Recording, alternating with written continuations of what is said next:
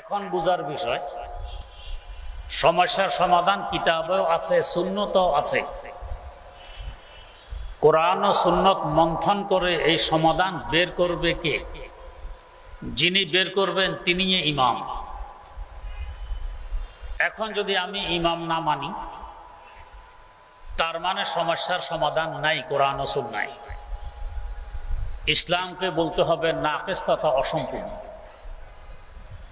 সমাধান আছে একতার বিশ্বাস আহলে সুন্নাত ওয়াল জামাতে রাখে। এখন আমার প্রশ্ন, আপনি বুখারীর হাদিস হলে মানবেন বা অন্য কোনো কিতাবের হাদিস হলে মানবেন। আমার তো প্রশ্ন, নবী হাদিসের কোন কিতাব মানতেন? আপনি যে কিতাব মানবেন বুখারী মুসলিম, নবী হাদিসের কোন কিতাব মানতেন? এই প্রশ্ন তো আমিও আপনার কাছে করতে পারি। এই প্রশ্নের যে জবাব হবে নবী কোন মাযহাব মানতেন, ওই প্রশ্নেরও এই জবাব হবে। নবী কিতাব মানবেন কেন? কিতাব তো নবী থেকে বেরিয়ে এসেছে। তো নবী মাযহাব মানবেন কেন? মাযহাব তো নবী থেকে বেরিয়ে এসেছে। এখন বুঝার বিষয়, ইসলাম এক, আল্লাহ এক, কোরআন এক, দ্বীন এক, মাযহাব চারটা কেন হবে? আহলে হাদিস ভাইদের দ্বিতীয় প্রশ্ন, সব এক, মাযহাব কেন চার হবে? নাহমাদুহু ওয়া নাস্তাঈনুহু ওয়া নাস্তাগফিরুহু ওয়া নু'মিনু বিহি ওয়া নাতাওয়াক্কালু আলাইহি ওয়া নাউযু বিল্লাহি মিন শুরুরি আনফুসিনা ওয়া মিন সাইয়্যাতি আ'মালিনা। মান ইয়াহদিহিল্লাহু ফালা মুদিল্লা লাহু ওয়া মান ইউদ্লিলহু ফালা হাদিয়া লাহু। ওয়া নাশহাদু আল্লা ইলাহা ইল্লাল্লাহু ওয়াহদাহু লা শারীকা লাহু ওয়া লা ফারিকা লাহু ওয়া লা ওয়াসীরা লাহু ওয়া লা নাযীরা লাহু ওয়া লা মুশীরা লাহু ওয়া লা শাবীহা লাহু ওয়া লা মাসীলা লাহু ওয়া লা শিবহা লাহু ওয়া লা মিসালা লাহু ওয়া লা মিসলা লাহু ওয়া লা নাসলা লাহু ওয়া লা আসলা লাহু ওয়া লা ক্বাবলা লাহু ওয়া লা বা'দা লাহু ওয়া লা ওয়াক্তা লাহু ওয়া লা জামানা লাহু ওয়া লা আউওয়ালা লাহু ওয়া লা আখিরা লাহু ওয়া লা বিদায়াতা লাহু ওয়া লা নিহায়াতা লাহু ওয়া লা জিদ্দা লাহু ওয়া লা নিদ্দা লাহু ওয়া লা হাদ্দা লাহু। ওয়া নাশহাদু আন্না সাইয়্যিদানা ওয়া নাবিয়্যানা ওয়া হাবিবানা ওয়া হাবিবা রাব্বিনা ওয়া তাবিবানা ওয়া তাবিবা কুলুবিনা ওয়া মাওলানা মুহাম্মাদান আবদুহু ওয়া রাসূলুহু আরসালাহু বিল হাক্কি বাশীরান ওয়া নাযীরা ওয়া দা'iয়ান ইলাল্লাহি বিইজনিহি ওয়া সিরাজাম মুনীরা। সাল্লাল্লাহু তাআলা আলাইহি ওয়া আলা আলিহি ওয়া আসহাবিহি ওয়া সাল্লামা তাসলিমান কাসীরান কাসীরা। আম্মা বা'দু ফাআউযু বিল্লাহি মিনাশ শাইতানির রাজীম।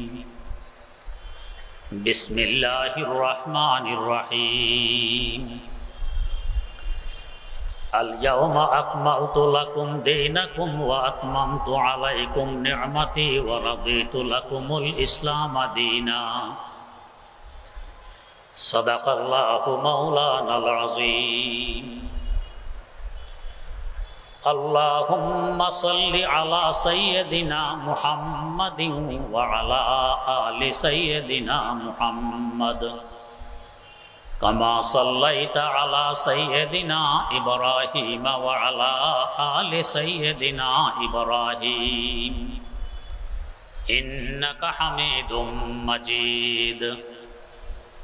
আল্লাহুম্মা বারিক আলা সাইয়্যিদিনা মুহাম্মাদিন ওয়া আলা আলি সাইয়্যিদিনা মুহাম্মাদ কামা বারাকতা আলা সাইয়্যিদিনা ইব্রাহিম ওয়া আলা আলি সাইয়্যিদিনা ইব্রাহিম ইন্নাকা হামিদুম মাজিদ।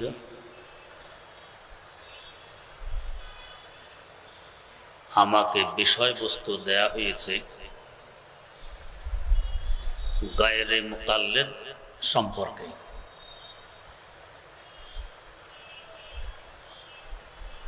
কিছু মুসলমান আছে এরা মজহাব মানে, আর কিছু আছে মজহাব মানে না। যারা মজহাব মানে না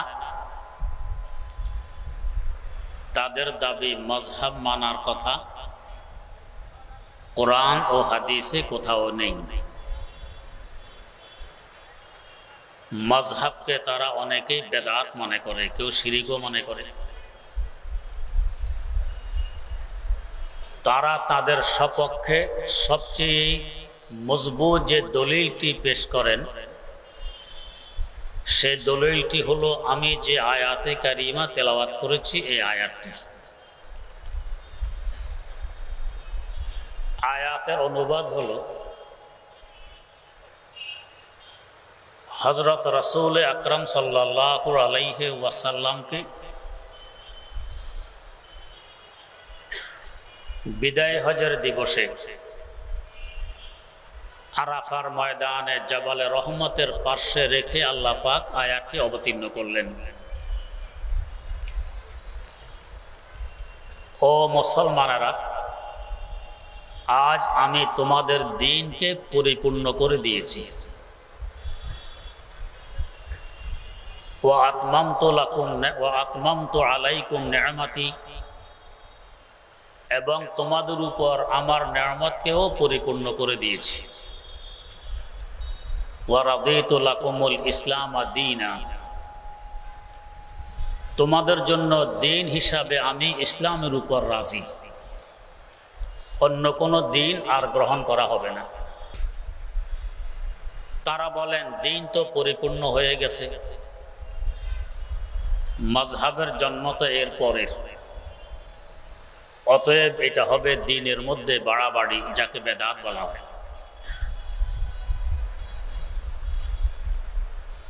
খুব খেয়াল করে আয়াতটি বোঝার চেষ্টা করি। আল্লাহ পাক বললেন আল ইয়াউমা আকমালতু লাকুম দীনাকুম। উলামায়ে কেরাম বোঝেন বাবে ইফরাল, সোলাসি মজিদ ফি থেকে এনে আকমালতু বললেন, আজ আমি তোমাদের দ্বীনকে পরিপূর্ণ করে দিয়েছি। যদি আল্লাহ পাক বলতেন আল ইয়াউমা কামুলা দীনুকুম, সোলাসি মুজাররাদ থেকে আজ তোমাদের দ্বীন পূর্ণ হয়ে গেছে, তাহলেও তো চলতো। কিন্তু আল্লাহ পাক সোলাসি মুজাররাদ থেকে কামুলা না বলে সোলাসি মজিদ ফি থেকে আকমালতু কেন বললেন? রহস্য ছাড়া তো নয়। ফি'লুল হাকিমে লা ইয়াখলু আনিল হিকমা, জ্ঞানীর কোনো কাজ জ্ঞান শূন্য হয় না। আল্লাহ পাক সোলাসি মুজাররাদ থেকে কামুলা না বলে সোলাসি মজিদ ফি থেকে আকমালতু বললেন, নিশ্চয় কোনো রহস্য তো আছে। একটি রহস্য, আরবিতে একটি মূল নীতি আছে, কাসরাতুল মাবানি তাদুল্লু আলা কাসরাতিল মাআনি। যে শব্দের মধ্যে অক্ষর বেশি ওই শব্দের মধ্যে অর্থও বেশি। এই মূলনীতি অন্যান্য ভাষায়ও চলে। যেমন আমাদের বাংলা ভাষায় 2 অক্ষরের একটি শব্দ আছে ভাব। ভাল্লুকের ভ আকার, বাহুর মতো ব, ভাব। ভাব থাকে অন্তরের ভিতরে, 2 অক্ষরের শব্দ। যদি এই ভাবটি অন্তরে ঘোরাঘুরি আরম্ভ করে, এখন আরো 2 অক্ষর সংযুক্ত করে বলা হয় কল্পনা। ভাবে 2 অক্ষর, কল্পনায় 4 অক্ষর, অর্থ বেড়ে গেছে। ভাব এক জায়গায় বসেছিল অন্তরের ভিতরে, কল্পনা ঘোরাঘুরি আরম্ভ করে দিয়েছে। যদি এই কল্পনাকে বাস্তবে কার্যে পরিণত করতে যান, আরো 2 অক্ষর সংযোগ করে বলতে হবে পরিকল্পনা। অমুকখানে অমুক কাজের পরিকল্পনা আছে, অর্থ আরো বেড়ে গেছে। পরিকল্পনার শুরুতে যদি পরিবার শব্দ যোগ দিয়ে দেন, এখন হবে পরিবার পরিকল্পনা, অর্থ অনেক ব্যাপক হয়ে যাবে। অক্ষর যত বাড়বে অর্থ তত বাড়বে। এবারে আসুন আরবিতে কামুলা সোলাসি মজাররাত 3 অক্ষরের শব্দ, আর বাবে ইফরালে একমাল অক্ষর আরো বেড়ে গেছে, অতএব অর্থ আরো বাড়বে। কি অর্থ বাড়লো, কিভাবে বাড়লো? আল্লাহ রাব্বুল আলামিন উম্মতের হেদায়েতের জন্য উম্মত যে সমস্ত প্রশ্নের সম্মুখীন হয় এগুলোর জবাবের জন্য নবী পাঠান। নবীর জীবদ্দশায় সকল প্রশ্নের উত্তর, সকল সমস্যার সমাধান পেশ করতে সক্ষম। তাই আমাদের আকীদার বিশ্বাস, প্রত্যেক নবী ছিলেন কামেল তথা পূর্ণ। কোন নবী নাকিস তথা অসম্পূর্ণ ছিলেন না। নবীর আনিত কিতাবও কামেল তথা পূর্ণ। নবীর আনিত দ্বীন ধর্ম কামেল তথা পূর্ণ। কি অর্থ? নবীর জীবদ্দশায় সকল প্রশ্নের উত্তর নবী দিতে সক্ষম, সকল সমস্যার সমাধান নবী পেশ করতে সক্ষম, তাই নবী কামেল। কিন্তু নবীর বিয়োগের পর নতুন কোনো সমস্যা দেখা দিলে এর সমাধান নবীর আনিত কিতাবে পাওয়া যেত না, নবীর আনিত দ্বীনে পাওয়া যেত না। তাই এই সমস্যাগুলির সমাধানের লক্ষ্যে আল্লাহ পাক আর একজন নতুন নবী পাঠাইতেন। ইনি এসে ওনার জীবদ্দশায় যত সমস্যা দেখতেন সকল সমস্যার সমাধান পেশ করতে সক্ষম হতেন। তাই ইনিও কামেল তথা পূর্ণ। এনার বিয়োগের পরে আবার নতুন কোনো সমস্যা দেখা দিলে ওনার দ্বীনে এর সমাধান পাওয়া যেত না, বিধায় আল্লাহ পাক আর একজন নতুন নবী পাঠাইতেন। উনি এসে নতুন সকল সমস্যার সমাধান দিতেন। এই সিলসিলা ধারা অব্যাহত থাকে সাইয়্যিদানা হযরত ঈসা ইবনে মারইয়াম আলা নাবিয়িনা ওয়া আলাইহিস সালাতু ওয়াস সালাম পর্যন্ত। এরপর আগমন ঘটল আমাদের নবী, শেষ নবী হযরত মুহাম্মদুর রাসূলুল্লাহ সাল্লাল্লাহু আলাইহি ওয়াসাল্লামের। তিনিও তার জীবদ্দশায় যত সমস্যা সামনে পেয়েছেন সকল সমস্যার সমাধান দিয়ে গেছেন।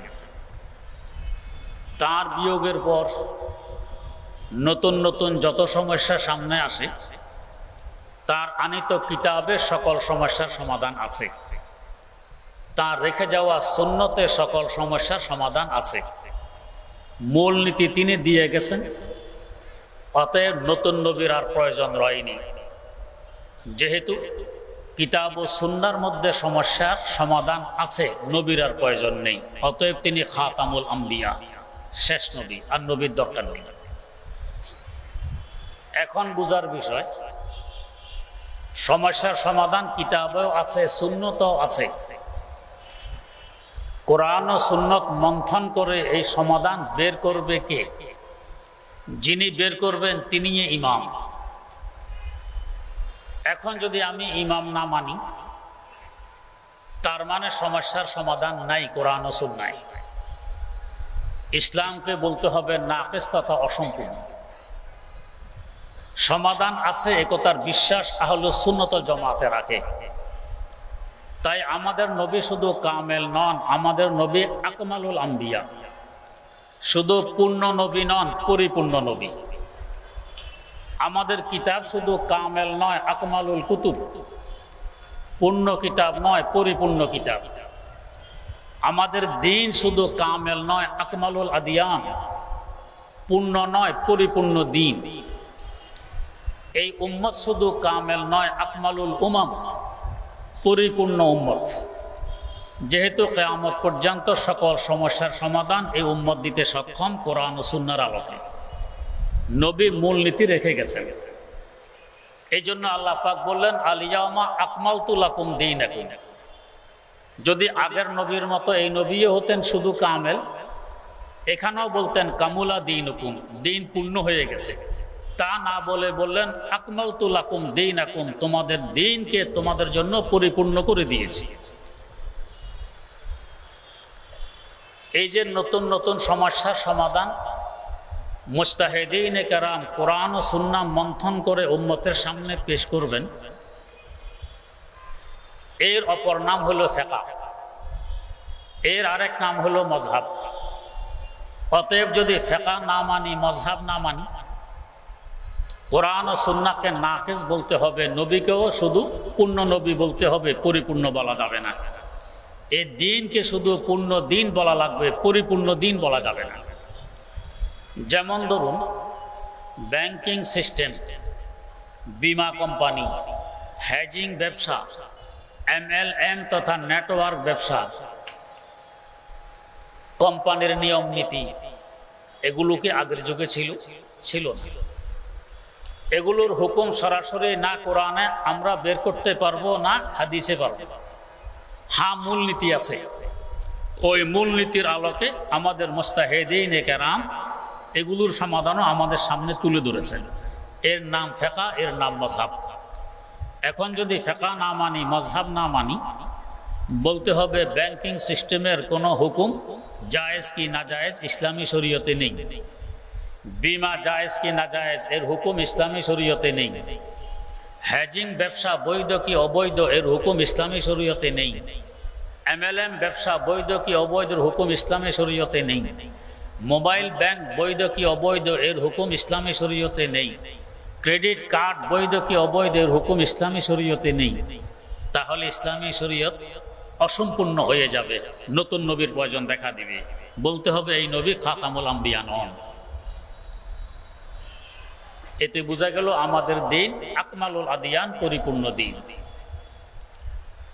2 নম্বর কথা, আকমাল হওয়ার কারণ, অন্যান্য দিন নবীরা উম্মতকে দিয়ে গেছেন ওহীর উপর নির্ভর করে। ওহী জিবরিল আমিন শুনান, পয়গম্বর শোনেন, এর মধ্যে সন্দেহের কোনো প্রকার অবকাশ নেই। তাই সকল নবী সত্য, মিথ্যার কোনো অবকাশ এখানে নেই। ওহীর মাধ্যমে দিন দিয়ে গেছেন উম্মতকে। আমাদের নবীও আমাদের দিন ওহীর মাধ্যমে দিয়ে গেছেন। এর পাশাপাশি আল্লাহ পাক তাকে মেরাজে নিয়ে পরকাল সব দেখাই দিয়ে গেছেন। অতএব আমাদের নবী পরকালের সংবাদ শুধু ওহী নির্ভর হিসাবে দেননি, বরং দেখা নির্ভর হিসাবেও দিয়ে গেছেন। তিনি শুনেছেন, আবার দেখেছেন। শোনা যতই অকাট্য হোক না কেন, দেখার সমান কখনো হয় না। এক বন্ধু আরেক বন্ধুর প্রশংসা করতে গিয়ে বলতেছে, বন্ধু, ইউসুফ আলাইহিস সালাম সুন্দর ছিলেন, এটা তো আমার শোনা কথা। তুমি যে সুন্দর এটা আমার দেখার বিষয়, আমি দেখতেছি তুমি সুন্দর। অতএব আমি মনে করব ইউসুফ থেকে তুমি আরো সুন্দর। বন্ধুর ভাষায় বলতেছে, শানে দা গায়ে বুয়াদে মানেন দে দিদা তোরা দিদা ওয়া ইউসুফ রাশানে দা, তোরা দিদা ওয়া ইউসুফ রাশানে দা। তো সকল নবী দিন উপহার দিয়ে গেছেন শোনা নির্ভর। আমাদের নবী শুধু শোনা নির্ভর নয়, দেখা নির্ভর। মেরাজ গিয়ে সব দেখে এসেছেন। অতএব অন্যান্য দিন কামেল তথা পূর্ণ, আমাদের দিন আকমাল তথা পরিপূর্ণ। 3 নম্বর কারণ আকমাল হওয়ার, পরিপূর্ণ হওয়ার, কোন নবীর মেরাজ হয়নি, একমাত্র আমাদের নবীর মেরাজ হয়েছে। তার মানে তিনি মেরাজে গিয়ে সরাসরি আল্লাহ রাব্বুল আলামিনের সোহবত আর সংসব লাভ করতে সক্ষম হয়েছে। অন্য দিন সোহবত আর সংসব বিহীন দিন, আর আমাদের দিন সোহবত এবং সংসব ওয়ালা দিন। তাই অন্য দিন কামেল, আমাদের দিন আকমাল। অন্য দিন পূর্ণ, আমাদের দিন পরিপূর্ণ। সোহবত না থাকার কারণে অন্য কোনো দিন আপন অবস্থায় বহাল রয়নি, কিন্তু আমাদের দিন সোহবত আর সংসবের বরকতে যে অবস্থা এসেছে, এই অবস্থা এখনো আছে, ইনশাআল্লাহ কিয়ামত পর্যন্ত থাকবে। সোহবতের বরকত। যারা ইলমে হাদিসের তালেবে ইলম তারা জানেন, এক ওস্তাদের 2 জন ছাত্র, উভয়জন সেকা, নির্ভরযোগ্য, উভয়জনের স্মরণ শক্তি সমান। এক ওস্তাদের শাগরিদ, এক জমানার, কিন্তু রেওয়ায়েত করতেছেন 2 রকম। এখন কোন রেওয়ায়েতকে আমি অগ্রাধিকার দিব? অগ্রাধিকার দেওয়ার বিভিন্ন মূলনীতি আছে। তার মধ্যে একটি হলো, এই 2 ছাত্রের মধ্যে দেখো কোন ছাত্র ওস্তাদের কাছে বেশি সময় ছিল, ওস্তাদের সোহবত এবং সংসব কার বেশি, ওটা গ্রহণ করো, যার কম ওটা বাদ দিয়ে দাও। অতএব আমাদের নবী সরাসরি আল্লাহ পাকের সৌবত প্রাপ্ত হয়ে এসে দিন আমাদেরকে দিয়ে গেছেন, তাই এই দিন হলো আকমালুল আদিয়ান, পরিপূর্ণ দিন। এই সৌবত, এটার অপর নাম হলো তাসাবুফ এলমে বাতেন, আমরা বলি পীরি মুরিদি। আহলে হাদিস ভাইয়েরা পীরি মুরিদিকে অস্বীকার করেন, বেদাত বলেন, কেউ শিরিক বলেন। এই আয়াত দ্বারা ওইটাও প্রমাণিত হয়। তো যে আয়াত তারা তাদের সপক্ষে দলিল হিসাবে পেশ করেন, আমরা দেখতেছি এই আয়াত তাদের বিপক্ষে দলিল হয়। তাহলে তারা বুঝলো না কেন? মজহাব যে মানে না, ইমাম মানে না, না মানার ফল। যাই হোক, আশা করি এই আয়াতের আলোকে বুঝতে সক্ষম হয়েছি মজহাব মানা কত অপরিহার্য, ইমাম মানা কত আবশ্যক। তাদের এখন প্রশ্ন থাকে, যদি মজহাব মানা আবশ্যক হয়, ইমাম মানা অপরিহার্য হয়, তো আল্লাহ নবী কোন মজহাব মানতেন? এই প্রশ্ন তারা করে থাকেন। মনে হয় যেন বড় গুরুত্বপূর্ণ একটি প্রশ্ন। বাস্তবে প্রশ্নটি হলো বেকুব মার্কা প্রশ্ন। কিভাবে? যেমন ধরুন, আমাদের দেশে একজন আছেন মাননীয় প্রধানমন্ত্রী, আরো অনেক মন্ত্রী আছেন আমাদের দেশে। এখন যদি কেউ প্রশ্ন করে প্রধানমন্ত্রী কোন মন্ত্রীকে মানেন, এই প্রশ্নটি বেকুব মার্কা প্রশ্ন হবে কিনা। প্রধানমন্ত্রী অন্য মন্ত্রীকে কেন মানবেন? তিনি তো অন্য মন্ত্রীর সত্যায়নকারী, অন্য মন্ত্রীরা তাকে মানবেন। তো নবী মজহাব মানবেন, এই প্রশ্ন আসে কেন? মজহাব তো নবীকে মানবে, নবী তো মজহাব সত্যায়নকারী। আরেকটি দৃষ্টান্তের মাধ্যমে বুঝি। আমাদের দেশের প্রধান নদী চারটি: পদ্মা, মেঘনা, যমুনা ও কর্ণফুলী। এই নদীগুলোর যোগাযোগ সাগরের সাথে। সাগরে পানি বাড়লে নদীতে বাড়ে, সাগরে কমলে নদীতে কমে। এখন কেউ যদি প্রশ্ন করে সাগর কোন নদীর অনুসারী, এই প্রশ্নটি বেকুব মার্কা প্রশ্ন হবে না। আরে বলতে হবে নদী সাগরের অনুসারী। সাগরে পানি বাড়লে নদীতে বাড়ে, সাগরে কমলে নদীতে কমে। নদী সাগরের আনুগত্যশীল, সাগর নদীর আনুগত্যশীল নয়। তো চার মজাব হলো চারটি নদীর ন্যায়। এই নদীগুলো আনুগত্যশীল হবে সাগর রাসূলুল্লাহ সাল্লাল্লাহু আলাইহি ওয়াসাল্লামের। রাসূল কেন মজহাবের আনুগত্যশীল হবে? 3 নম্বর আরেকটি উত্তরও এটার এই প্রশ্নের আছে। আমার আহলে হাদিস ভাইয়েরা কথায় কথায় হাদিসের দলিল খোঁজেন। আমরা দলিল দিলে বলেন হাদিসে আছে কিনা, হাদিস দেখাইলে প্রশ্ন আসে সেহা সিত্তায় আছে কিনা, হাদিসের প্রসিদ্ধতম 6 কিতাবে আছে কিনা। 6 কিতাবের মধ্য থেকে সুনানে আরবা'a 4 কিতাবের উদ্ধৃতি দিলে বলেন সহিহাইনে আছে কিনা, অর্থাৎ বুখারী মুসলিমে আছে কিনা। মুসলিমের উদ্ধৃতি দিলে বলেন বুখারীতে আছে কিনা।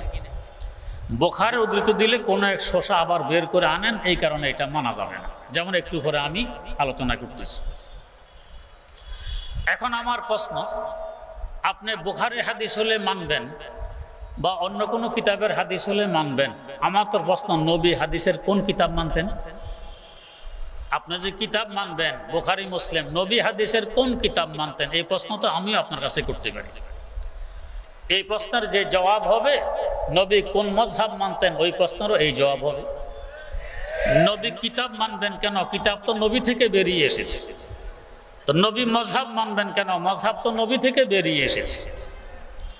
যেমন ইমামুল হিন্দ শাহ ওলিউল্লাহ মুহাদ্দিস দেহলভী রহমতুল্লাহ আলাইহি লেখেন, তিনি মদিনায় মুনাওয়ারা থেকে হাদিসের জ্ঞান অর্জন করে হিন্দুস্তান আসবেন।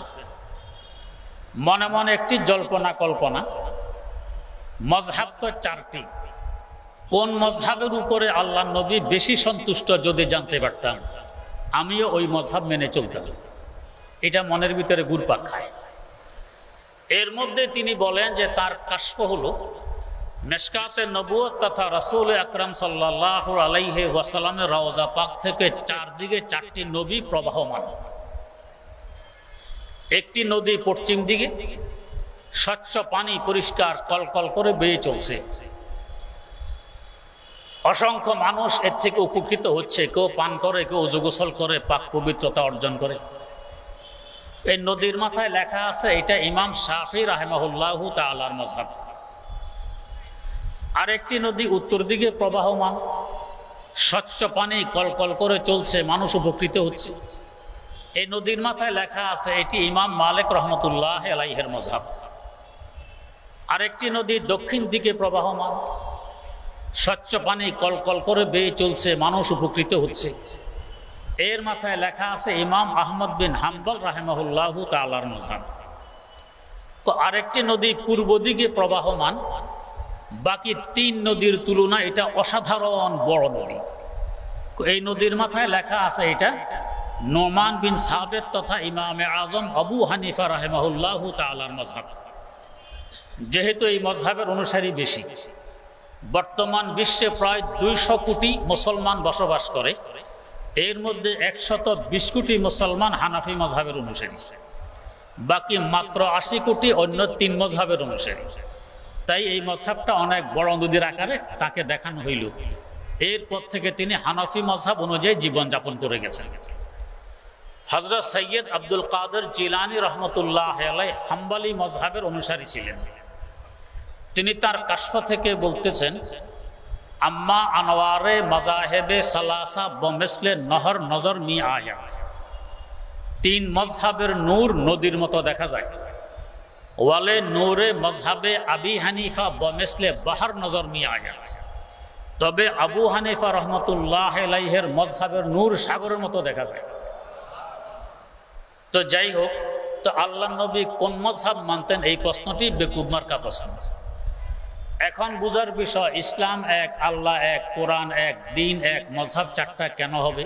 আহলে হাদিস ভাইদের দ্বিতীয় প্রশ্ন। সব এক, মাযহাব কেন 4 হবে?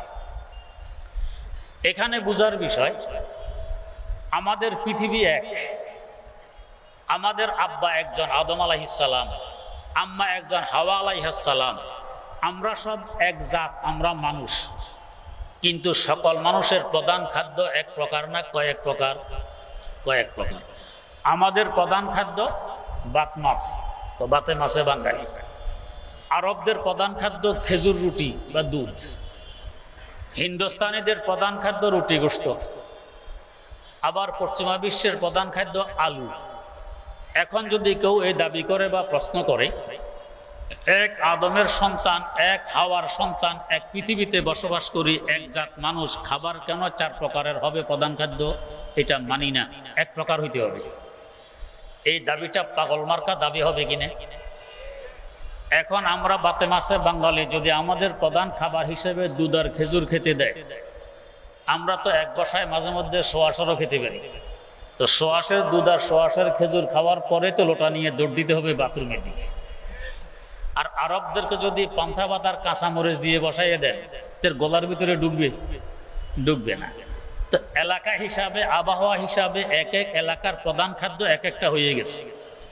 অতএব এই দাবি তোলা যে সকলের প্রধান খাদ্য এক হইতে হবে, যেহেতু বাসস্থান এক, পৃথিবী, জাতি এক, মানুষ, আব্বা একজন আদম, আম্মা একজন হাওয়া, খাবার এত প্রকার হওয়া যাবে না। তো তেমনি ভাবে আল্লাহ একজন, কোরআন এক, রাসূল এক, ইসলাম এক, তারপরও মযহাব হবে 4টি। রুহানি খাবারও প্রধান খাদ্য এই 4টি মযহাব। কিভাবে হইল? আমার আল্লাহ নিজে চাইছেন এইভাবে মযহাব হয়ে যাক। দলিল কি? আল্লাহ পাক বলেন, ওয়ায়াতারাব্বাসনা বিআনফুসিহিন্না সালাসাতা কুরু। তালাক প্রাপ্তা মহিলা 3 কুরু ইদ্যত পালন করবে। এখন বুঝার বিষয়, কুরু কি? অভিধান খুললে দেখা যায় কুরুর অর্থ 2টি, তার বিপরীতমুখী অর্থ। এক অর্থ হলো হায়েজ, মহিলাদের ঋতু আর স্রাব অবস্থা, নাপাক অবস্থা। কুরুর আরেক অর্থ হলো তুহুর, মানে পাক থাকা অবস্থা। এখন আমি কি ইদ্যত পালন করব পাক সময় দিয়ে না নাপাক সময় দিয়ে? আল্লাহ পাক তো কুরু বলে ক্ষান্ত করে দিয়েছেন। ইমাম শাফি রাহিমাহুল্লাহু তাআলা কিছু দলিল ভিত্তিক বলেন, এখানে কুরু মানে তুহুর, পবিত্রতা।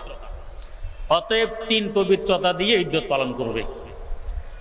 আর ইমামে আজম আবু হানিফা রহমতুল্লাহ আলাইহি কিছু দলিল দিয়ে বলেন, এখানে কুরু মানে হায়েজ, অপবিত্রতা। অতএব অপবিত্রতা দিয়েই ইদ্যত পালন করবে। আল্লাহ পাক যদি চাইতেন মতানৈক্য না হোক, আল্লাহ পাক বলে দিতেন, ইয়াতারাব্বাসনা বিআনফুসিহিন্না সালাসাতা আতহার, 3 তুহুর দিয়ে ইদ্যত পালন করবে। অথবা বলে দিতেন সালাসাতা হিয়াজ, 3 হায়েজ দিয়ে ইদ্যত পালন করবে। পরিষ্কারভাবে না বলে কুরু বলে কেন আমাদেরকে ফেঁসে ফেললেন? তার মানে আল্লাহ পাক চান উভয়টার উপরে বন্দারা আমল করুক। তো আল্লাহ চাইছেন এইভাবে বাঘ হয়ে যাওয়া, তাই বাঘ হয়ে গেছে। এনারা 3 নম্বরের প্রশ্ন করে বাঘটা করছে কে, এই অধিকার কাকে দিল ভাগ করা? এর উত্তর হলো ভাগ করেছেন আল্লাহ পাক, তাকে অধিকার দিতে হয় না, তিনি নিজেই অধিকারী। কিভাবে ভাগ করলেন? যেমন ধরুন ইমামুদ দারুল হিজরা ইমাম মালিক রাহিমাহুল্লাহ, উনি জন্মগ্রহণ করেছেন মদিনায় মুনাওয়ারা, বসবাস করেছেন মদিনায় মুনাওয়ারা, ইলম অর্জন করেছেন মদিনায় মুনাওয়ারা থেকে, বিস্তারও করেছেন মদিনায় মুনাওয়ারায়, ইন্তেকালও হয়েছে মদিনায় মুনাওয়ারায়। এখনো তার কবরটি জান্নাতুল বকিতে চিহ্নিত আছে, তার উস্তাদ ইমাম নাফে রাহিমাহুল্লাহু তাআলার পাশে। কিন্তু তার মযহাব মদিনায় মুনাওয়ারায় নেই, তার মযহাব পশ্চিমা বিশ্বে, তার মযহাব স্পেনে, তার মযহাব মরক্কোতে, তার মযহাব তিউনিসিয়া, ওই সমস্ত জায়গায় মযহাব কে ঠেলে নিল, কে টেনে নিল? আমার আল্লাহ নিয়ে গেছেন যে আমার ইমাম মালিকের মযহাব অনুযায়ী রুহানি খাবার হবে ওই এলাকার বাসিন্দাদের, অতএব এই মযহাবটা আল্লাহ পাক কুদরতিভাবে ওখানে নিয়ে গেছেন। ইমাম আহমদ বিন হাম্বল রাহিমাহুল্লাহ জন্মগ্রহণ করেছেন ইরাকে, লেখাপড়া করেছেন ইরাকে, তার মযহাব ইরাকে নেই, তার মযহাব হেজাজে তথা আরবে, তার মযহাব তো ইরাকে থাকার কথা। কিন্তু কে ঠেলে নিয়ে গেল আরবে? আমার আল্লাহর কুদরত নিয়ে গেছে যে আমার ইমাম আহমদ বিন হাম্বলের মযহাব অনুযায়ী রুহানি খাবার আরববাসীদের জন্য প্রযোজ্য, এই মযহাব এখানে চলবে। ইমাম শাফি রাহিমাহুল্লাহু তাআলা কুরাইশ বংশের, এই হিসাবে তার বংশ থাকার দরকার ছিল আরবে, তার বংশ আরবে নেই, তার বংশ চলে গেছে আফ্রিকায়, মিশর ইত্যাদিতে তার বংশ, তার মযহাব চলে। তাহলে এখন কে নিল তার মযহাব ওইদিকে ঠেলে লোহিত সাগরের এই পারে? আমার আল্লাহর কুদরত নিয়ে গেছে যে ইমাম শাফির মযহাব অনুযায়ী আফ্রিকাবাসীদের রুহানি খাবার প্রযোজ্য, তাই তার মযহাব ওইখানে চলে গেছে। ইমামুল আইম্মা ইমামুদ দুনিয়া ইমামে আজম আবু হানিফা রাহিমাহুল্লাহু তাআলা, তিনি তো আমাদের দেশে বাস করেননি, কিন্তু তার মযহাব চলতেছে ইরাকে, তার মযহাব চলতেছে ইরানে, তার মযহাব চলতেছে আফগানিস্তানে, তার মযহাব চলতেছে কাজাকিস্তানে, তার মযহাব চলতেছে উজবেকিস্তানে, তার মযহাব চলতেছে পাকিস্তানে, তার মযহাব চলতেছে হিন্দুস্তানে, তার মযহাব চলতেছে বাংলাদেশে। কে এইদিকে ঠেলে আনলো? আমার আল্লাহর কুদরত নিয়ে এসেছে যে পূর্ব দিকের বাসিন্দাদের রুহানি খাবার হিসাবে ইমামে আজম আবু হানিফার মযহাব প্রযোজ্য, তাই এদেরকে এই মযহাব মানতে হবে। কেউ তো টেনে আনেনি, ঠেলেও দেয়, আল্লাহর কুদরত নিয়ে এসেছে। তো ভাগটা আমার আল্লাহ করেছেন, যেই ভাগ যে এলাকার বন্দার জন্য প্রযোজ্য ওই ভাগ ওই এলাকায় নিয়ে গেছে। এবার একটু বুঝার বিষয়, তারা একটি দাবি করেন যে আমরা হাদিস মানি, এই জন্য আমরা আহলে হাদিস, মযহাবওয়ালারা হাদিস মানে না, অতএব তাদেরকে মানা যাবে না। এখানে দুইটি কথা বুঝার। 1 নম্বর কথা, আহলে হাদিস যদি আমি হয়ে থাকি, এর ব্যাখ্যা ওনারা পেশ করেন আমরা হাদিস মানি। হাদিস তো সারা দুনিয়ার এক রকমের নয়, হাদিসের বহু প্রকার আছে। যেমন এক প্রকার হাদিস আছে হাদিসে মুতাওয়াতির, এক প্রকার আছে হাদিসে মশহুর, এক প্রকার আছে আজিজ, এক প্রকার সহিহ লি আইনিহি, এক প্রকার সহিহ লি গায়রিহি, এক প্রকার হাসান লি আইনিহি, এক প্রকার হাসান লি গায়রিহি, এক প্রকার জয়ীফ, এক প্রকার জয়ীফুন জিদ্দান, এক প্রকার ওয়াহি, এক প্রকার মুনকার, এক প্রকার লা আসলা লাহু, এক প্রকার মওযু তথা জাল বানাওয়াট, আরো বহু প্রকার আছে। আহলে হাদিস ভাইদের কাছে প্রশ্ন থাকবে, আপনি যে আহলে হাদিস কোন প্রকারের এটা একটু বুঝাইয়ে দেন। আপনি কি মুতাওয়াতির আহলে হাদিস, না মশহুর আহলে হাদিস, না আজিজ আহলে হাদিস, না সহিহ আহলে হাদিস, না জয়ীফ আহলে হাদিস, না লা আসলা লাহু তথা ভিত্তিহীন আহলে হাদিস, না মুনকার তথা অপছন্দনীয় আহলে হাদিস, নাকি মওযু তথা জাল আহলে হাদিস? কোন প্রকার? সকল প্রকার তো একসাথে হতে পারবে না, যে কোনো এক প্রকার হইতে হবে। তা আপনি কোন প্রকারের আহলে হাদিস? তো বুঝা গেছে নামটাও সহি নয়। 2 নম্বর কথা, যে আমরা হাদিস মানি, বুখারীর হলে তো আর কথাই নেই। আমি একটি হাদিস উল্লেখ করতেছি, বুখারী শরীফে আছে, আতান নাবিয়্যু সুবাতাতা কওমিন ফাবালা কাইমা। একদিন নবী করিম সাল্লাল্লাহু আলাইহি ওয়াসাল্লাম ডাস্টবিনে আসলেন, যেখানে লোকেরা ময়লা ফেলে, ময়লার স্তূপ। এসে তিনি দাঁড়ানো অবস্থায় প্রস্রাব করলেন। কেন দাঁড়ানো অবস্থায় করলেন এ কথা হাদিসে নেই। মুহাদ্দিসিনে কেরাম ব্যাখ্যা দেন, হুজুরের হাঁটুতে ব্যথা ছিল, অথবা ময়লাযুক্ত জায়গা বসা, কষ্টকর ছিল, কাপড়ে ময়লা লাগতে পারে, বিভিন্ন ব্যাখ্যা আছে, কিন্তু হাদিসে কোনো ব্যাখ্যা নেই। হাদিসে আছে ডাস্টবিনে এসে তিনি দাঁড়াইয়ে প্রস্রাব করলেন। এটা বুখারী শরীফের হাদিস, 24 নম্বর হাদিস। আহলে হাদিস ভাইদের কাছে প্রশ্ন, আপনারা তো হাদিস মানেন, বুখারীর হাদিস হলো তো আর কোনো কথাই নেই, এই হাদিসটি মানেন কিনা? যদি মানেন তো ডাস্টবিনে এসে তো দাঁড়াইয়ে প্রস্রাব করতে হবে, যেহেতু এটা হাদিস। হয়তো জবাব দেবে, হুজুর আমরা দাঁড়াইয়াই করি বাথরুমের ভিতরে। আপনারা কি আমাদের সাথে বাথরুমে থাকেন? আপনারা কি দেখেন? আমরা ওইখানে দাঁড়াইয়াই করি, যেহেতু বুখারীতে দাঁড়ানোর কথা আছে। তারপর আমাদের প্রশ্ন থাকবে, হাদিসে তো বাথরুমের কথা নেই, হাদিসে আছে ডাস্টবিনের কথা। তো ডাস্টবিনে দাঁড়াইয়ে প্রস্রাব করলে তো হাদিসের উপরে আমল হবে। 3 নম্বর কথা, যদি ওনারা জবাব দেন যে আমরা রাত্রে সুবে সাফে এসে করে যাই, আপনারা তখন ঘুমে থাকেন, দেখেন না। আমাদের প্রশ্ন থাকবে, আহলে হাদিস কি শুধু আপনারা পুরুষেরা, না আপনাদের নারীরাও আহলে হাদিস? তো বলবে তো নারীরাও আহলে হাদিস। তো তাহলে শুধু পুরুষদের দাঁড়াইয়ে প্রস্রাব করলে তো হবে না, নারীদেরকেও তো দাঁড়াইয়ে করতে হবে। তো নারীরা যদি দাঁড়াইয়ে প্রস্রাব করতে যায়, ওলামায়ে কেরাম বুঝবেন দেহের নেসফে আসফালের গরম পানি দিয়ে গোসল করা হবে কিনা, কিসের নামাজ রোজা সব বরবাদ হয়ে যাবে। আহলে হাদিস বাইরে তোর উপরে আমল করেন না, বুখারীর হাদিস 24 নম্বর, তাহলে আহলে হাদিস হইলেন কিভাবে? কিন্তু আমরা বলি আমরা তো আহলে হাদিস নয়, আমরা আহলুস সুন্নাহ। অতএব দাঁড়াইয়ে প্রস্রাব করা সুন্নত নয়, বসে করা সুন্নত, এই জন্য আমরা বসে করি। আচ্ছা, 2 নম্বর আরেকটি হাদিস, রাসূল আকরাম সাল্লাল্লাহু আলাইহি ওয়াসাল্লাম জুতা পরিহিত অবস্থায় নামাজ পড়েছেন। আহলে হাদিস ভাইদের কাছে প্রশ্ন, আপনারা জুতা পরিহিত অবস্থা নামাজ পড়ান না জুতা খুলে? তো বলবে জুতা খুলে পড়ি। তো হাদিসে তো আছে, হাদিসটা সহিহ, জুতা পরিহিত অবস্থায় নামাজ পড়ার কথা। তাহলে আজ থেকে আপনারা জুতা নিয়ে মসজিদে ঢুকুন, জুতা নিয়ে নামাজ পড়ুন, দেখা যাবে জুতাটা কোথায় পড়ে। 3 নম্বর, হযরতে আয়েশা সিদ্দিকা রাদিয়াল্লাহু তাআলা আনহা বলেন, রোজা অবস্থায় রাসূলুল্লাহ সাল্লাল্লাহু আলাইহি ওয়াসাল্লাম আমাকে চুমু খেয়েছেন। এটা হাদিস। এখন আহলে হাদিস ভাইদের কাছে প্রশ্ন, আপনারা কি রোজা অবস্থায় আপনাদের স্ত্রীকে গিয়ে চুমু খান? তাহলে আহলে হাদিস কিভাবে হইলেন? এভাবে আমি কিছু দৃষ্টান্ত তুলে ধরতেছি। আসলে হাদিস আমরা মানি না, ওরা মানে। ইসলামের সবচেয়ে গুরুত্বপূর্ণ আমল হলো নামাজ। নামাজে প্রথম দাঁড়াইতে হয়। আমরা যারা মযহাবপন্থী, আমরা দাঁড়াই 2 পায়ের মধ্যখানে 4 আঙ্গুল ফাঁক রেখে। দেহ যদি একটু মোটা হয় আরো ফাঁক রেখে দাঁড়াইলেও নাজায়েজ নয়। কিন্তু আহলে হাদিস ভাই এরা দেহ চিকন হোক আর মোটা হোক সেগাইয়া দাঁড়ায়, কোন কোন এলাকায় বলে সেদরাইয়া দাঁড়ায়, অর্থাৎ 2 পায়ের মধ্যখানে ফাঁকা বেশি রাখে। এখন প্রশ্ন, আপনি সেগাইয়া কেন দাঁড়ান? জবাব দে, হাদিসের উপরে আমল করি। কি হাদিস?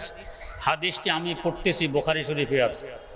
আন নুমান ইবনে বাশীর রাদিয়াল্লাহু তাআলা আনহু قال قال النبي صلى الله عليه وسلم لا تسبن صفوفكم او لا يخالفن الله بين وجوهكم। এই হাদিসটি মুহাদ্দিসিনে কেরাম সব সোজা করার অধ্যায়ে উল্লেখ করেছেন। তার মানে তারাও বোঝেন হাদিসটি সব সোজা করার ব্যাপারে।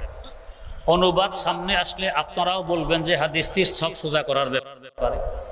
হুজুর বলেন, তোমরা গুরুত্বের সাথে সব সোজা করবে। যদি সফ আর লাইন আঁকা বাঁকা থাকে, তোমাদের অন্তরও আঁকা বাঁকা হয়ে যাবে, মতানৈক্য সৃষ্টি হবে। তাই গুরুত্বের সাথে সব সোজা করবে। এতটুকু হলো হাদিস। এই হাদিস বর্ণনার পরে বর্ণনাকারী বলতেছেন, সুম্মা রাআইতু রাজুলান ইউলজিকু মানকিবাহু বিমানকিবি সাহিবিহি ওয়া রুকবাতাহু বিরুকবাতিহি ওয়া কা'বাহু বিকা'বিহি।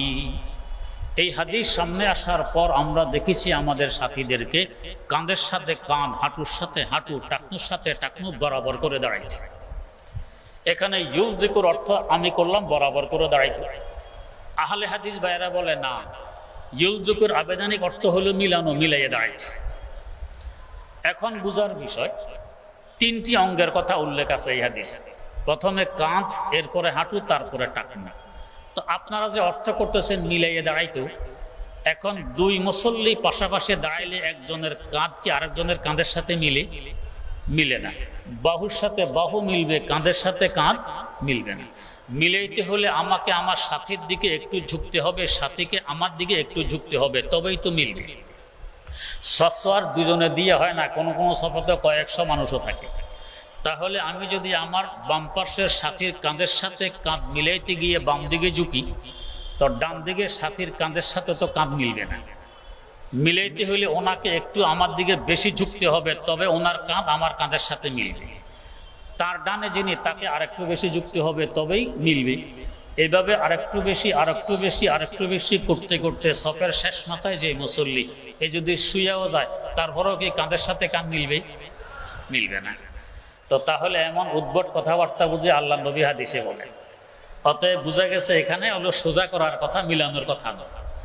আচ্ছা, যদি মিলানোর কথা কিছু সময়ের জন্য মেনেও নিলাম, তো সেগাইয়া দাঁড়াইলে কি দুই মুসল্লির কাঁধের সাথে কাঁধ মিলে না দুজনের কাঁধের মধ্যখানে আরো দূরত্ব বাড়ে? যত চেগাইবেন তত দূরত্ব বাড়তেই থাকবে। তো হাদিসের উপরে আমল কোথায় করলেন? হাদিসের বিপরীত আমল করলেন।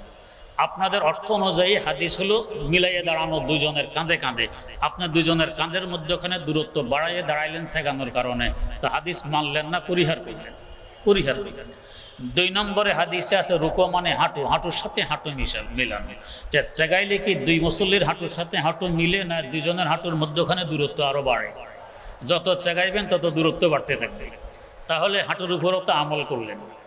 3 নম্বর অঙ্গ হাদিসে আছে টাকনু, কাব মানে টাকনু। আপনার চেগাইলে কি দুজনের টাকনু একসাথে মিলে? বরং আপনার পায়ের তালুর কিনারা আরেক মুসল্লির পায়ের তালুর কিনারার সাথে মিলবে, টাকনুর সাথে টাকনু মিলবে না। হাদিসে তো টাকনুর কথা আছে, আপনি চেগাইয়া কি লাভ করলেন? 3 অঙ্গের কথা আছে, একটার উপর আমল হইল না, এরপর আপনি আলে হাদিস। আর আমরা যে 4 আঙ্গুল ফাঁক করে দাঁড়াই, আমাদের দুই মুসল্লির কাঁধের মধ্যখানেও দূরত্ব কম, হাঁটুর মধ্যখানেও দূরত্ব কম, টাকনুর মধ্যখানেও দূরত্ব কম।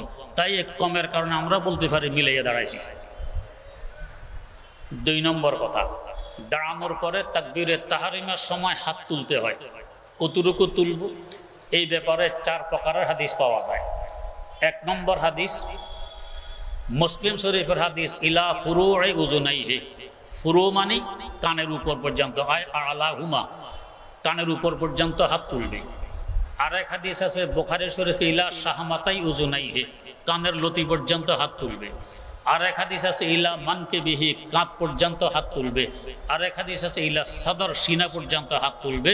4 প্রকারের হাদিস পেলাম। আমার আহলে হাদিস ভাইয়েরা, নারী হোক আর পুরুষ হোক, সকলের সমান অধিকার হিসাবে সিনা পর্যন্ত হাত তুলে বেঁধে নেন। নারী পুরুষের সমান অধিকার, সকলে সিনা পর্যন্ত তুলে।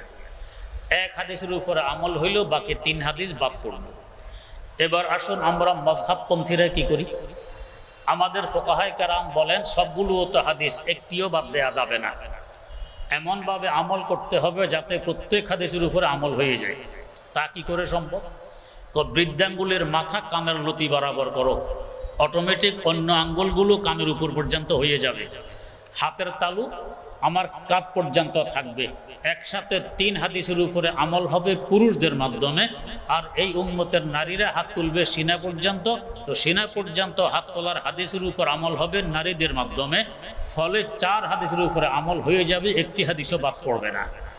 তাহলে এবারে বলেন, হাদিস আমরা মানলাম না ওনারা মানলেন? এরপর ওনাদের নাম আহলে হাদিস। গায়ের রং এই পরিমাণ কালো, অমাবস্যা রাত হার মানে নাম রাখছে সানমিয়া। এটা কি আসলে সাদা হবে? কোনোদিন সাদা হবে না। আচ্ছা, এরপরে আসেন হাত বাঁধার পদ্ধতি কি, কিভাবে বাঁধব? এই ব্যাপারে 2 রকম হাদিস আছে। একটি হাদিস আছে তিরমিজি শরীফে, ও আখাযা বিয়ামিনিহি শিমালাহু, ডান হাত দিয়ে বাম হাতকে ধরবে। আর একটি হাদিস আছে আবু দাউদ শরীফে, ও ওয়াজারা ইয়ামিনাহু আলা শিমালিহি, ডান হাতকে বাম হাতের পিঠের উপরে রেখে দিবে। তো 1 হাদিস হলো ধরার, আর 1 হাদিস হলো রাখার। এবারে আসুন আমরা হাদিসের উপরে আমল করি না আহলে হাদিস ভাইয়েরা।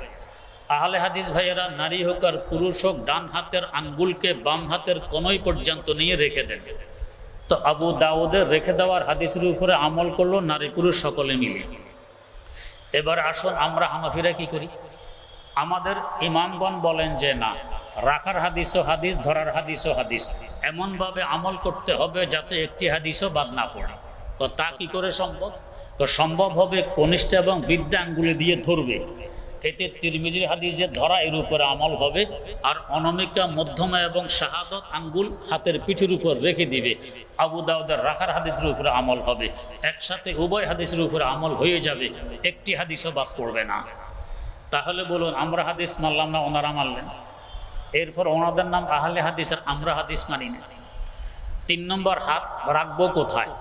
নাভির নিচে রাখবো না উপরে রাখবো? কোথায় রাখবো? আহলে হাদিস ভাইয়েরা নারী পুরুষ সকলে মিলে সিনার উপরে রাখেন, আর আমরা নারীদেরকে বলে সিনার উপরে রাখো, পুরুষদেরকে বলে নাভির নিচে বাঁধে। ওনারা সিনার উপরে কেন বাঁধেন?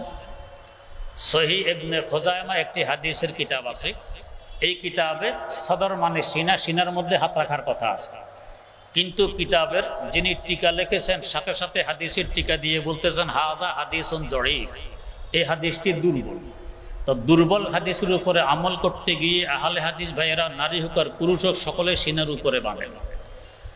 এবারে আসুন, নাভির নিচে বাঁধার উপরও হাদিস আছে, 5 জন সাহাবী থেকে সহিহ হাদিস। ইমাম বুখারী রহমতুল্লাহ আলাইহির উস্তাদ ইমাম আবু বকর ইবনে আবি শায়বা রাহিমাহুল্লাহু তাআলা সংকলিত হাদিসের কিতাব আল মুসান্নাফ। কিতাবটি 25 খণ্ডে ছেপে এসেছে আমাদের কাছে, প্রায় 27,000 হাদিস এই কিতাবে আছে। তো এই কিতাবে সহিহ সূত্রে হাদিস বর্ণিত, পুরুষেরা হাত বাঁধবে নাভির নিচে। এমনকি হযরত আলী মুরতাজা রাদিয়াল্লাহু তাআলা আনহু বলেন, মিনাস সুন্নাতে ওয়াজউল ইয়াদাইনি তাহতা সুররা, উভয় হাত নাভির নিচে বাঁধা এটা হলো নবীর সুন্নত। এই হিসাবে আমরা নাভির নিচে বাঁধি। এখানে প্রশ্ন, সিনার উপরে বাঁধাও তো হাদিসে আছে, আমরা বলি আছে, যদিও দুর্বল, তাই ওই হাদিসটিও যাতে বাদ না পড়ে, এই উম্মতের নারীরা সিনার উপরে বাঁধবে, পুরুষেরা নাভির নিচে বাঁধবে, ফলে উভয় হাদিসের উপরে আমল হয়ে যাবে, কোনো হাদিস বাদ পড়বে না। আমরা একটি হাদিসও বাদ দিলাম না, তারপরও আহলে হাদিস হতে পারলাম না। ওনারা একটি বাদ দিলেন, একটি ছাড়লেন, এরপরও আহলে হাদিস। আচ্ছা, এবারে আসুন ইমামের পিছনে সূরা কেরাত পড়ব কি পড়ব না। আমরা সূরা কেরাত পড়ি না, চুপচাপ দাঁড়িয়ে থাকি। আহলে হাদিস ভাইয়েরা পড়েন, বিশেষ করে সূরা ফাতিহা তো পড়েনি। ওনারা কেন পড়েন, আমরা কেন পড়ি না? ওনারা দলিল দেন একটি হাদিস দিয়ে। হাদিসটি হলো লা সালাতা লিমান লাম ইয়াকরা বিফাতিহাতিল কিতাব, সূরা ফাতিহা ছাড়া নামাজ নেই, মানে নামাজ হয় না। অতএব মুসল্লি মুক্তাদি হোক আর ইমাম হোক, একা পড়ুক আর জামাতে পড়ুক, সকলের জন্য সূরা ফাতিহা পড়া ফরজ, তারা বলেন। আমাদের এখানে প্রশ্ন, হাদিসের শব্দ হলো লা সালাতা লিমান লাম ইয়াকরা বিফাতিহাতিল কিতাব, এখানে মুক্তাদি শব্দ তো নেই, তো মুক্তাদিকে ফাতিহা পড়তে হবে এই হাদিস দিয়ে দলিল কিভাবে দেন? মুক্তাদি তো আপনাদের বাড়ানো, হাদিসে তো মুক্তাদি শব্দ নেই। অতএব এই হাদিস দিয়ে মুক্তাদিকে ফাতিহা পড়তে হবে, দলিল পেশ করা সহিহ নয়। তাহলে এখন বুঝার বিষয়, তাহলে কাকে সূরা ফাতিহা পড়ার কথা বলা হয়েছে? তো বলা হয়েছে একা পড়বে কিংবা ইমাম হবে তাকে পড়তে বলা হয়েছে। কি দলিল? দলিল হলো তহাবি শরীফে হাসান সূত্রে হাদিস বর্ণিত, মান কানা লাহু ইমামুন ফাকিরাতুল ইমামে লাহু কিরাতুন, যার ইমাম থাকবে ইমামের কেরাতি তার কেরাত হিসাবে পরিগণিত হবে। অতএব ইমামে কেরাত পড়া মানে মুক্তাদি কেরাত পড়া, তাই কারো কেরাত বাদ পড়ল। যেমন একটি যুক্তি ধরুন, এখানে আমরা 10,000 মানুষ আছি, সত্যনের মশালবাহী প্রিয় মনীষীদের পাপড়ি টিভি। এখন বুঝার বিষয়, সমস্যার সমাধান কিতাবেও আছে, সুন্নতও আছে। কোরআন ও সুন্নত মন্থন করে এই সমাধান বের করবে কে? যিনি বের করবেন তিনি ইমাম। এখন যদি আমি ইমাম না মানি, তার মানে সমস্যার সমাধান নাই কোরআন ও সুন্নায়। ইসলামকে বলতে হবে নাকিস তথা অসম্পূর্ণ। সমাধান আছে, একতার বিশ্বাস আহলে সুন্নাত ওয়াল জামাতে রাখে। এখন আমার প্রশ্ন, আপনি বুখারীর হাদিস হলে মানবেন বা অন্য কোনো কিতাবের হাদিস হলে মানবেন। আমার তো প্রশ্ন, নবী হাদিসের কোন কিতাব মানতেন? আপনি যে কিতাব মানবেন বুখারী মুসলিম, নবী হাদিসের কোন কিতাব মানতেন? এই প্রশ্ন তো আমিও আপনার কাছে করতে পারি। এই প্রশ্নের যে জবাব হবে, নবী কোন মাযহাব মানতেন, ওই প্রশ্নেরও এই জবাব হবে। নবী কিতাব মানবেন কেন? কিতাব তো নবী থেকে বেরিয়ে এসেছে। তো নবী মাযহাব মানবেন কেন? মাযহাব তো নবী থেকে বেরিয়ে এসেছে। এখন বুঝার বিষয়, ইসলাম এক, আল্লাহ এক, কোরআন এক, দিন এক, মাযহাব 4টা কেন হবে? আহলে হাদিস ভাইদের দ্বিতীয় প্রশ্ন, সব এক, মাযহাব কেন 4 হবে?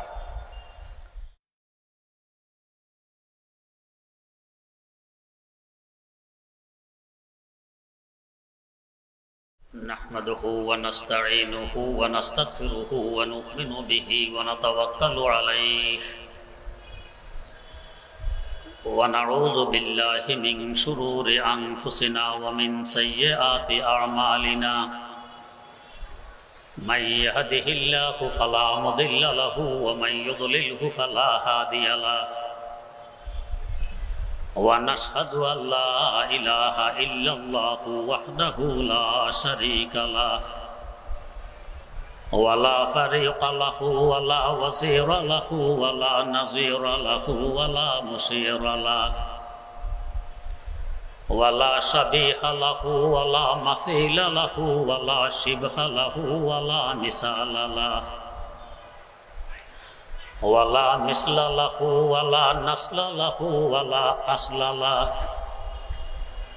ولا قبل له ولا بعد له ولا وقت له ولا زمان له ওয়ালা আউয়ালা লাহু ওয়ালা আখিরা লাহু। আল্লাহ জানেন এরা বুঝবে না, আল্লাহ পাক সামনে আরেকটি শব্দ নাজিল করলেন, ওয়া আনসিতু, এবং চুপ থাকো। ফাস্তামিনুর দ্বারাই কিন্তু কাজ হয়ে যায়, কান পেতে শোনো, কিন্তু এরা যে বুঝবে না, আল্লাহ পাক আরেকটি শব্দ সাথে নাজিল করলেন যে ওয়া আনসিতু, এবং চুপ থাকো। এই জন্য আমরা চুপ থাকি। এরপরে বুঝার বিষয়, ইমাম দাল্লিন বলার পরে মুক্তাদি আমিন বলবে, কিন্তু জোরে বলবে না, আস্তে। আহলে হাদিস ভাইরা জোরে বলেন, আমরা আস্তে বলি। এখানে একটি হাস্যকর ব্যাপার, আমাকে এখানে জিজ্ঞেস করা হয়েছিল, হুজুর আমিন জোরে বলা কি? তা আমি একটু মজাক করে বললাম, আমিন জোরে বলা হলো জিনে ধরার আলামত। হুজুর এটা আবার কেমন কথা? যেভাবে ঘটনা ঘটছে তাই বলতেছি। নোয়াখালী এক মসজিদে কখনো জোরে আমিন হয় না, মানুষের অভ্যাস নেই, শোনেনি। হঠাৎ এক বেটা জোরে সোরে আমিন বলে উঠছে। পার্শ্ববর্তী মুসল্লি মনে করছে এরই বুঝি জিনে ধরছে না, চিৎকার দিল কেন? নামাজ ছেড়ে আমজা করে ধরছে। ভাই তোর কি হয়েছে? কয় না, আমি তো সুন্নতের উপরে আমল করছি। এখন হেরো নামাজ বরবাদ, এরও নামাজ বরবাদ। এক বেটা মেসাকের ফজিলত শুনছে, মেসাক করে নামাজ পড়লে 70 গুণ বেশি সওয়াব পাওয়া যায়। তো মেসাক খরিদ করছে। মেসাক খরিদ করার সময় তো একটু লম্বা থাকে, আগা কাঁচা কেটে এটাকে এক বিগত করতে হয়। অন কেটে ফেলতে একটু কষ্ট লাগে, পয়সা দিয়ে খরিদ করছে। বলে ঠিক আছে, কাটার দরকার নেই, দাঁত মাজতে মাজতে ক্ষয় হতে হতে এক সময় এক বিগত হবে। লম্বা মেসাক ব্যবহার করে পকেটে রাখছে। পকেটে তো পুরো মেসাক ঢোকে না, মেসাকের আগা পকেটের বাইরে। এসে নামাজের নিয়ত ভাঙছে। পার্শ্বে আরেকজন মুসল্লি লুঙ্গি পরিহিত অবস্থা নামাজ পড়তেছে। মেসাকওয়ালা গেছে সেজদায়, মেসাকের আগা তো বাইরে। সেজদা থেকে উঠার সময় মেসাকের আগা ও লুঙ্গির নিচে দিয়ে বাঁধছে। যখন দাঁড়াই গেছে, লুঙ্গির সহকারে দাঁড়াই গেছে। এই বেচারা নামাজ টানা থুয়ে, এই মিয়া তুমি কি করতেছো? এটা আমার সুন্নত। তোমার সুন্নত তো বুঝলাম, তোমার সুন্নতের গুতায় যে আমার ফরজ শেষ হয়ে গেছে। এখানে এই বেচা আমিন জোরে পড়ো, এটা সুন্নত। এর সুন্নতের আওয়াজ হতো এর ফরজ শেষ, এর ফরজ শেষ। তুই জিনে ধরার আলামত হবে না তো কি হবে? এবার বুঝার বিষয়, হাদিস কি বলে? আমিন জোরে বলবো না আস্তে বলবো, এই ব্যাপারে রাসূলুল্লাহ সাল্লাল্লাহু আলাইহি ওয়াসাল্লাম থেকে কোনো নির্দেশ নেই। হযরতে আব্দুল্লাহ ইবনে জুবাইর রাদিয়াল্লাহু তাআলা আনহু একজন সাহাবী, উনি নামাজ পড়াইছেন, দাল্লিনের পরে সবাই আমিন জোরে বলছেন। এই দুটো কাছে বুখারী শরীফে তালিকান। বুখারী শরীফে হাদিস দুই ধরনের। এক ধরনের হাদিস তো হলো সূত্র সহকারে, আর এক ধরনের হাদিস হলো সূত্রবিহীন অবস্থা। সূত্রবিহীন অবস্থা তিনি হাদিস তখনই আনেন যখন হাদিসটি ইমাম বুখারীর শর্ত অনুযায়ী না হয়। এই হাদিসটি উল্লেখ করার পর আহলে হাদিস ভাইদের ইমাম দমে দমে ওনারা যার নাম নেন, নাসিরউদ্দিন আলবানী মরহুম, তো তিনি এই আমিন জোরে বলার হাদিসটি উল্লেখ করে বলতেছেন, আস-সিলসিলাতুজ যঈফা হাদিসের কিতাবের নাম তার, বলতেছেন হাদিসটি দুর্বল, দলিলযোগ্য নয়। তো ওনাদের ইমামে যদি বলে দেন আমিন জোরে বলার হাদিস একজন সাহাবীর, এটা দুর্বল, দলিলযোগ্য নয়, আমাদের আর দলিল দেওয়ার প্রয়োজন পড়ে না। আচ্ছা, এরপরও আমরা বলি, হযরতে ওয়াইল ইবনে হুজর রাদিয়াল্লাহু তাআলা আনহু ইয়ামান দেশের বাসিন্দা, মদিনায় মুনাওয়ারা এসেছেন ইসলাম শিখতে। 20 দিন মদিনায় ছিলেন। রাসূল আকরাম সাল্লাল্লাহু আলাইহি ওয়াসাল্লাম তাকে সাথে রাখতেন, যাতে ঠিকঠাকভাবে ইসলাম শিখে দেশে গিয়ে শিখাইতে পারেন। তো 20 দিন যে মদিনায় ছিলেন, 20 দিনে কয় ওয়াক্ত নামাজ পড়া হয়েছে? দৈনিক 5 ওয়াক্ত হলে 20 দিনে কয় ওয়াক্ত হয়? 100 ওয়াক্ত। তো তিনি বলেন 100 ওয়াক্তের মধ্যে মাত্র 3 ওয়াক্ত নামাজে আল্লাহ রাসূল আমিন একটু জোরে বলছেন। এরপরে বলতেছেন আমার ধারণা আমাকে শেখানোর জন্য জোরে বলছেন। তো 100 ওয়াক্তের মধ্যে 3 ওয়াক্ত জোরে বললে আর আস্তে বলার থাকে কয় ওয়াক্ত? 97 ওয়াক্ত। তো 97 ওয়াক্ত হলো আস্তে আমিন, 3 ওয়াক্ত হলো জোরে আমিন। তা ওনাকে শেখানোর জন্য এবার কি আপনারা 3 ওয়াক্তটা নেবেন না 97 ওয়াক্তটা নেবেন? তা আহলে হাদিস ভাইরা 3 ওয়াক্তটা নিয়ে আমিন জোরে বলে নামাজ বরবাদ, আর আমরা 97 ওয়াক্তটা নিয়ে আমিন আসতে বলি। এরপরে যখন রমজান আসে তো দেখবেন ফ্রি চটি বই বিতরণ করে, লিফলেট ছাপে, কি তারাবির নামাজ 8 রাকাত। আসলে হাদিস কি বলে একটু পরে বলছি, একটু কমন সেন্স সাধারণ জ্ঞান কি বলে একটু শোনেন। আপনি এখান থেকে গুলিস্তান যাবেন, একজনকে জিজ্ঞেস করলেন ভাই গুলিস্তান যাইতে বাস ভাড়া কত? উনি বললেন 8 টাকা। আরেকজনকে জিজ্ঞেস করলেন ভাই গুলিস্তান যাইতে বাস ভাড়া কত? উনি বললেন 20 টাকা। তো বলেন তো আপনি বের হওয়ার সময় পকেটে 8 টাকা নিয়ে বের হবেন না 20 টাকা নিয়ে বের হবেন? কারণ যদি ভাড়া 20 টাকাই হয় আর 8 টাকা নিয়ে বের হন তো গুলিস্তান তো যেতে পারবেন না, উল্টা যে রিক্সা ভাড়া দিয়ে কাউন্টার পর্যন্ত এসেছেন এটাও জরিমানা গেল। আর যদি 20 টাকা নিয়ে বের হন, গুলিস্তানের ভাড়া বাস্তবে 20 টাকা হয়, গুলিস্তান যেতে পারবেন। আর যদি 8 টাকা হয় তাও যেতে পারবেন, বাকি 12 টাকা যে উদ্বৃত্ত পকেটে থাকবে ডাঁটসে নাস্তা করতে পারবেন। এবার আসুন, বেহেশতের চাবি তো নামাজ, তার মানে বেহেশতের ভাড়া। আসসালাতু মিফতাহুল জান্নাহ, কাউন্টার আসর মাঠ। বেহেশতে রওনা করছেন, আল্লাহ পাক বলবেন এই ভাড়া কই? কোজা আল্লাহ নামাজ তো আনছি সাথে, তারাবিও তো নামাজ নাকি আনছো? যে আনছি। কয় রাকাত?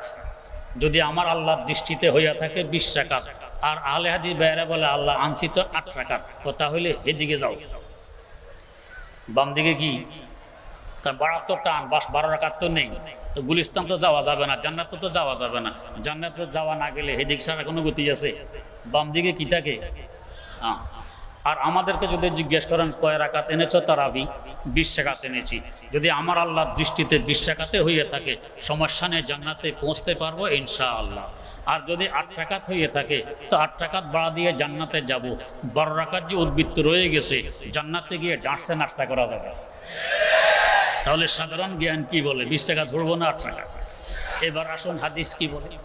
ইমাম বুখারী রহমতুল্লাহ আলাইহির ওস্তাদ ইমাম আবু বকর বিন আবি শায়বা, তাঁর সংকলিত হাদিসের কিতাব আল মুসান্নাফ 25 খণ্ডের কিতাব, এই কিতাবে তিনি হাসান সূত্রে হাদিস বর্ণনা করতেছেন যে নবী করিম সাল্লাল্লাহু আলাইহি ওয়াসাল্লাম তারাবি পড়েছেন 20 রাকাত। তাই আমরা 20 রাকাত পড়ি। আহলে হাদিস ভাইরা বলে হাদিসটি জাল, এটা মানা যাবে না, এটা বানাওয়াট। এখানে আমাদের প্রশ্ন থাকবে, জানাজার নামাজের মধ্যে আহলে হাদিস ভাইরা সূরা ফাতিহা পড়েন, এটাকে ওনারা ফরজ বলেন। এমনকি ওনাদের মুখপাত্র আব্দুর রাজ্জাক বিন ইউসুফ, ওনাকে একদিন জিজ্ঞেস করা হয়েছিল হুজুর জানাজার মধ্যে ফাতিহা পড়া কি? উনি উত্তর দিলেন জানাজা মানেই ফাতিহা। উত্তর কি দিলেন? জানাজা মানেই ফাতিহা। উত্তরের ভাবে সবে মনে হয় উজুদাদেরও দরকার নেই, সাত তাকবীরেরও দরকার নেই, ফাতিহা পড়লে জানাজা শেষ। আচ্ছা, এখন বুঝার বিষয়, জানাজা যে ওনারা ফাতিহা পড়েন দলিল কি? তিরমিজি শরীফে হাদিস আছে জানাজা ফাতিহা পড়া। তাই আমরাও বলে যদি কেউ দোয়ার নিয়তে, সানার নিয়তে ফাতিহা পড়ে জায়েজ হবে, ভালো হবে, অসুবিধা নেই, কিন্তু কেরাতের নিয়তে পড়লে মাকরুহে তাহরিমি হবে। এখন প্রশ্ন, তিরমিজি শরীফে যেই সূত্রে এই জানাজার নামাজে ফাতিহা পড়ার হাদিস বর্ণিত, এই সূত্রটি হুবহু ওই সূত্র যেই সূত্রে তারাবির নামাজ 20 রাকাত বর্ণিত। এখন যদি 20 রাকাতের তারাবির সূত্র জাল হয়, মৌজু হয়, বানাওয়াট হয়, তাহলে জানাজার ফাতিহা পড়ার এটাও তো মৌজু হবে, জাল হবে, বানাওয়াট হবে। একই সূত্র হুবহু। তো এইটা যদি ফরজ হয় তো ওইটা কেন বেদাত হবে, ওইটা কেন মৌজু হবে? তাইলে এই হিসাবে তো আমরাও জবাব দিতে পারি যে তারাবি মানেই 20 রাকাত। একই সূত্রে উভয় হাদিস বর্ণিত, অতএব এটা সহি হলে ওইটাও সহি, আর এটা যদি জাল হয় তো ওইটাও জাল, জানাজায় ফাতিহা পড়া যাবে না। যাই হোক, বলতে গেলে তো অনেক সময় লাগবে। এইভাবে যদি একটা একটা করে দেখাইতে যাই, আলহামদুলিল্লাহ দেখবেন যে মযহাবপন্থীরা হাদিস যে পরিমাণ মানে, আমার আহলে হাদিস ভাইয়ারা এর 4 ভাগের 1 ভাগও মানে না। হাদিস পরিহার করেন বেশি, এরপরও নাম হলো আহলে হাদিস, কালামিয়ার নাম রাখছে দলামিয়া। আর আমরা হাদিস যথাসাধ্য পালন করার চেষ্টা করি, এমনকি দুর্বল হাদিসও আমরা পালন করার চেষ্টা করি। আমাদের যুক্তি আর দুর্বল হাদিসে যদি বিরোধ দেখা দেয়, আমরা বলি কিয়াস ছেড়ে দাও, এখানে দুর্বল হাদিস মানতে হবে। তারপর আমরা আহলে হাদিস হতে পারলাম না। আল্লাহ রাব্বুল আলামিন সহিহ বুঝে আমল করার তৌফিক দান করুন। সুবহানাল্লাহি ওয়া বিহামদিহি, সুবহানাকাল্লাহুম্মা ওয়া বিহামদিক, আশহাদু আল্লা ইলাহা ইল্লা আনতা আস্তাগফিরুকা ওয়া আতুবু ইলাইক।